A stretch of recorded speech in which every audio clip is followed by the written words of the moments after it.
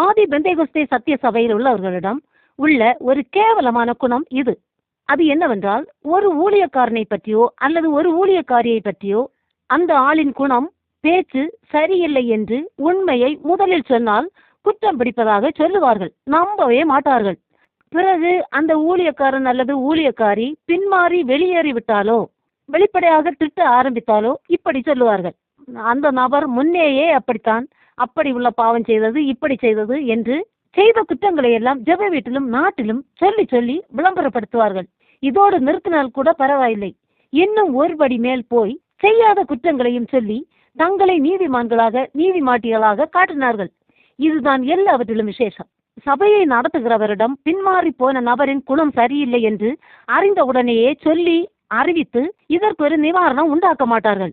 அந்த நபர் பின்மாறி போன பிறகுதான் தாங்கள் ஒரு குற்றமும் செய்யாதது மாதிரி அந்த ஆளின் குற்றத்தை மட்டும் பக்கம் பக்கம் கணக்கில் எழுதி அறிவிப்பார்கள். இப்படித்தான் சபையை கெடுத்தார்கள், இன்றும் கெடுத்து கொண்டிருக்கலாம்.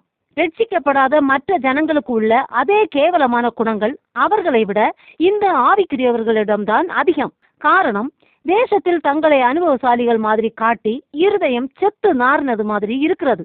ஆதி பெந்தேகொஸ்தே சத்திய சபையாரிடம் உள்ள மோசமான கேவலமான குணங்களில் இதுவும் ஒன்று. கர்த்தர் நம் அனைவரையும் ஆசீர்வதிப்பாராக. ஆமென்.